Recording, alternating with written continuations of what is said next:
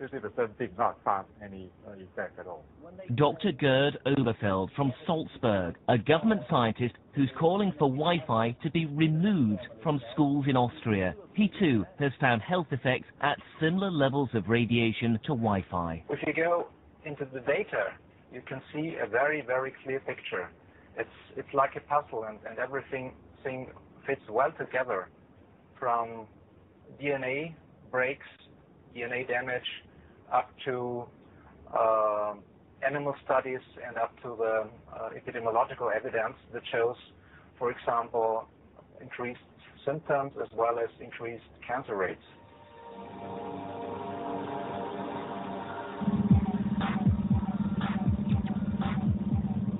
And over in Sweden, there's the world-renowned Karolinska Institute. It's where we met Dr. Olle Johansson.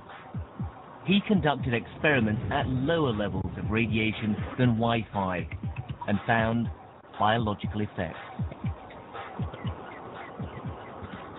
The UK government will say there are no known adverse health effects from this form of radiation. Is it accurate information that they're giving out in that case? No, I don't think so. If you look in the literature, you have a large number of various effects, like chromosome damage, you have impact on the concentration capacity, and decrease in short-term memory, increases in the number of cancer incidences, and so on. I mean, there's a large number of various areas here. And yet we're told by the authorities in the UK there are no known adverse health effects. Well, that's very odd, I must say.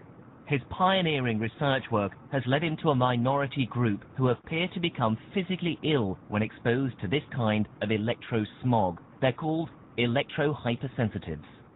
People with electrohypersensitivity generally feel that something is wrong.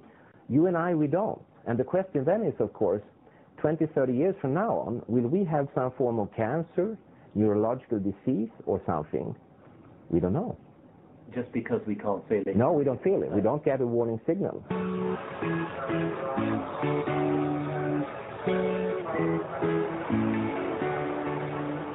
One of the possible electrosensitives he's met lives in Lincolnshire, close to a mobile phone mast.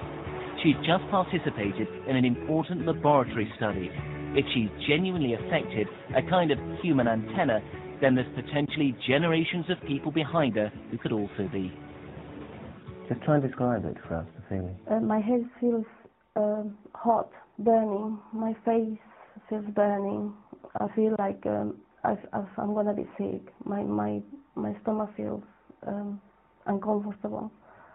Yeah, and I just feel a very sharp pain at the back of my head. So what about the lab tests? Well, they've only just finished. They were independently funded and carried out by the University of Essex. Participants were exposed to the levels of radiation typically emitted by phone masts, which, as we've seen, can be far lower than Wi-Fi. Sylvia could tell when the mast was on or off 2/3 of the time. The rest of the participants' results are still being analysed. This is where some of the radiation is quite bad, isn't it? Yeah, it's very bad. The evidence is still unclear when it comes to Sylvia's results, but she feels she's needed silver foil shielding ever since they moved near the mast. Goodness me. It's like being in a huge oven, isn't it? It is, yeah. Because people, they don't understand that foil actually could stop some of the microwaves. I'm going to show you what it does, you know, to the microwave foil. So this is the area where we heard that there was quite a strong signal. Her radiation monitor converts the signal from the mast into sound. The foil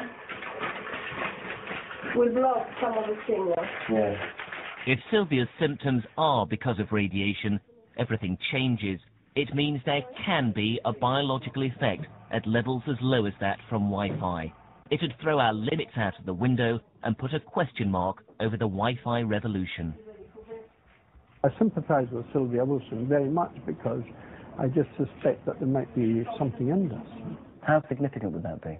Well, that's a problem, is that we simply do not know.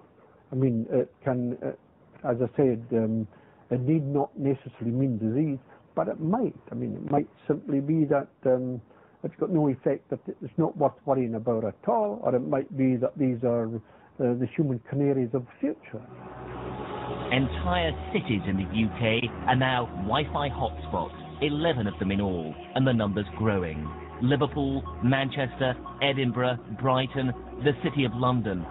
Some run by BT, others by a company called The Cloud. And when you're outdoors, the radiation is becoming increasingly difficult to avoid.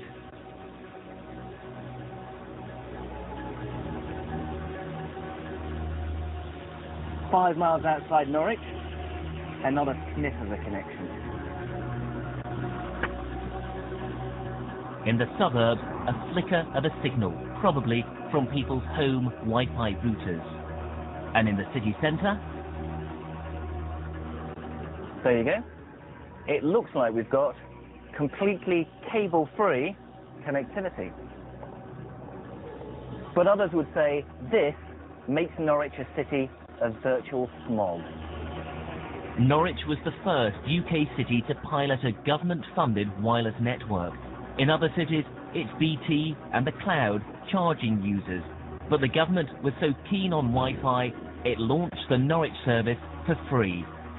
You can see the mini-masts, or nodes, 200 of them in all, which sustain the network and create a pool of connectivity.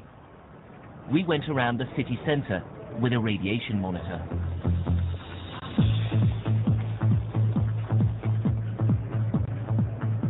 Went into the red there.